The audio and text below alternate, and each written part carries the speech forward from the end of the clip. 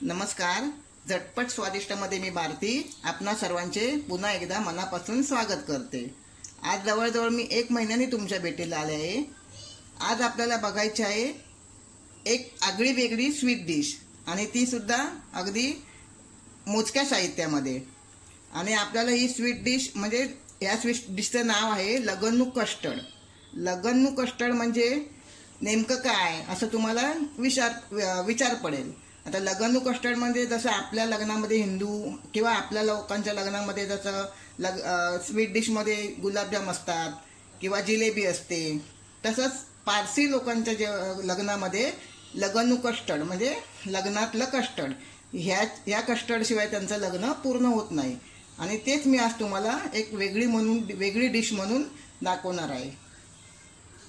आता त्यासाठी लागणारं साहित्य हे मी 1 लिटर दूध घेतलंय अमूलचं, 5 अंडी घेतली आहेत, एक मिल्कमेड आहे, त्यातलं मी 1 वाटी असं घेतलंय म्हणजे जवळजवळ 300 ग्राम आहे। आणि हा डबा जो आपला आहे मिल्कमेडचा तो 400 ग्रामचा आहे, त्यातलं थोडं शिल्लक राहिलंय। 1 वाटी साखर, थोड्या चारोळ्या, एक थोडीशी वेलची पावडर घेतली आणि ही जायफळ पावडर घेतली अर्धा चमचा। चला तर आपण आता लगन्नू कस्टर्ड कसं बनवायचं ते आपण पाहूया। आता सगळ्यात अगोदर आपल्याला काय करायचं आहे, आपल्याला हे दूध छानपैकी तापवून घ्यायचं आहे। मी दूध टोपात ओतते।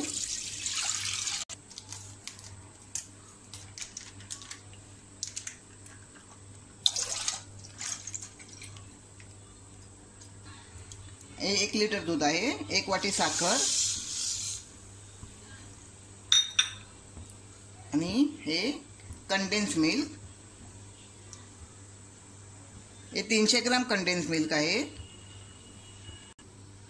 आता आपल्याला हे छानपैकी अगदी व्यवस्थित मिक्स करून उकळून घ्यायचं आहे। दूध उकळी येईपर्यंत आपण त्याला तापवायचं आहे।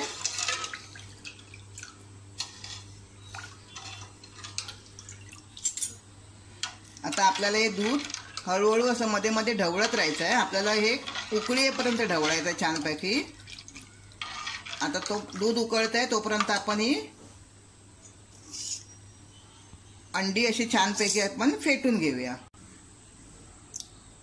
आपल्याला 1 लिटर दुधासाठी 5 अंडी घ्यायची आहेत।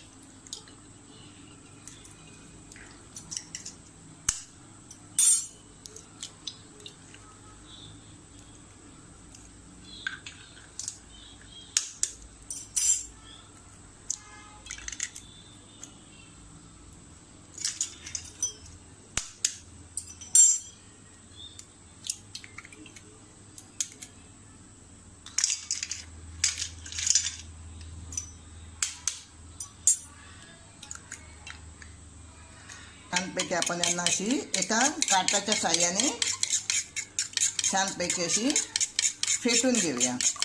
त्याच्यामध्ये एकही गुठळी राहता नाही, पूर्णपणे आतमध्ये ते एकजीव झालं पाहिजे।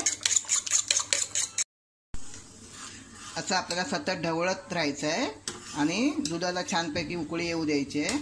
आता दुधाला उकळी यायला लागली हळूहळू। मी जायफळ पावडर आणि वेलची पावडर त्यात टाकते, ते सुद्धा छान व्यवस्थित असं ढवळून घेऊया। 2-3 मिनिटं छानपैकी आपल्याला उकळी येऊ द्यायची आहे। आणि उकळी छान अशी आपली बघा छान अशी उकळी आली आहे।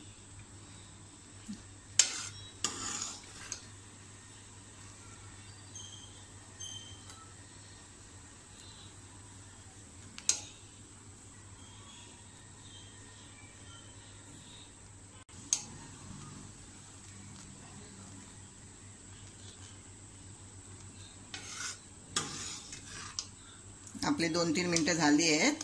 आपण गॅस बंद करूया आणि हे पूर्णपणे दूध थंड होईपर्यंत आपण वाट बघूया।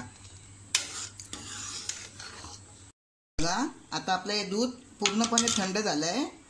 हे बघा मी बोट टाकल्यानंतर सुद्धा माझं बोट भाजत नाहीये। आणि आपल्याला एवढं थंड करून घ्यायचं आहे आणि ते सुद्धा आपण फ्रीजमध्ये न ठेवता आपलं ओट्यावर नॉर्मल घरामध्ये असं एका साईडला ठेवून ते थंड करून घ्यायचं आहे।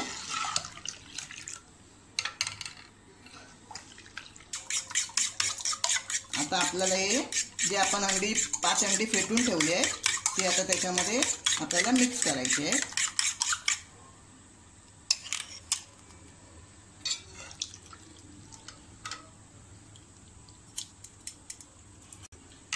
छान असं एकदम ते मिक्स करून घ्यायचं आहे. अतिशय सुंदर लागते हे कस्टर्ड.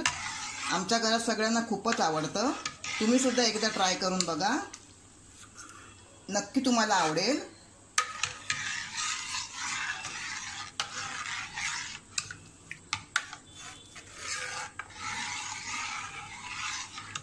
आता हे पूर्णपणे मी एकजीव करून घेतलंय.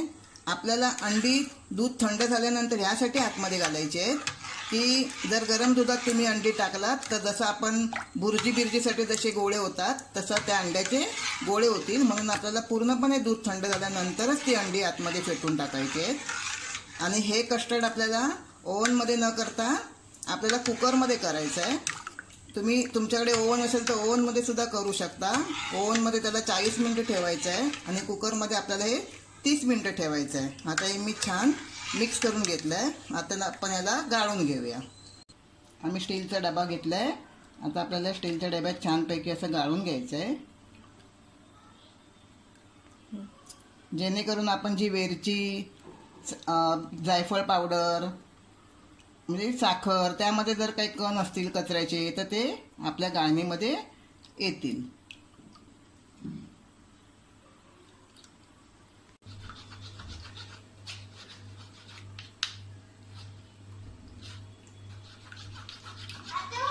हे बघा, आता हे आपले वेलचीचे बारीक बारीक तुकडे, साखरेमध्ये कधी कधी असा थोडासा असा कचरा असतो, गाळ असतो आणि दुधामध्ये कधीतरी असं एखादं किसपट वगैरे असेल तर निघतं.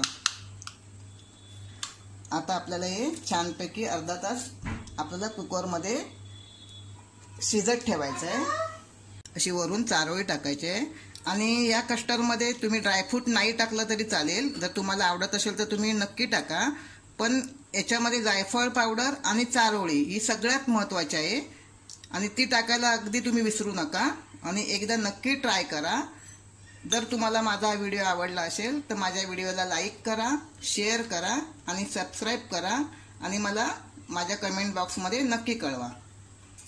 मी कुकरमध्ये आपले नॉर्मल जे घरामध्ये ग्लास असतात पाण्याचे ते 2 ग्लास पाणी घातलं आहे. आणि आता आपल्याला फक्त रबर लावायचं आहे, शिटी लावायची नाही आहे. आणि अर्धा तास आपल्याला हे गॅसवर असंच ठेवायचं आहे, शिजत ठेवायचं आहे. आपल्याला गॅस फास्टच ठेवायचा आहे आणि अर्धा तास आता आपण त्याची वाट बघूया. हे बघा, आता आपली 30 मिनिटं झाली आहेत. आता आपण कुकर 30 मिनिटांनंतर मी गॅस बंद केला होता आणि कुकर थंड होईपर्यंत मी वाट बघितली होती. आता आपला कुकर थंडही झाला आहे. आता आपण ते खोलून बघूया. बघा,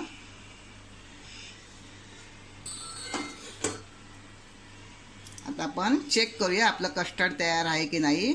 आपण ही सुरी घ्यायची आणि आतमध्ये अशी घालून बघायची. म्हणजे आपल्या सुरीला जर काही चिकटलं नसेल, दोन्ही बाजूनी बघा, आपल्या सुरीला काहीच चिकटलेलं नाही आहे, याचा अर्थ आपलं हे कस्टर्ड पूर्णपणे तयार आहे. आता तुम्हाला मी दुसरी एक टिप्स सांगते. मी आता हे 30 मिनिटं शिटी काढून ठेवलं होतं कुकरमध्ये शिजायला कस्टर्ड. तर तुम्ही शिटी लावून 4 शिट्याही त्याला देऊ शकता. म्हणजे झटपट तुमचं कस्टर्ड खाण्यासाठी तुम्हाला मिळेल. आणि नक्की तुम्ही एकदा पुन्हा सांगते की नक्की एकदा तुम्ही ट्राय करा.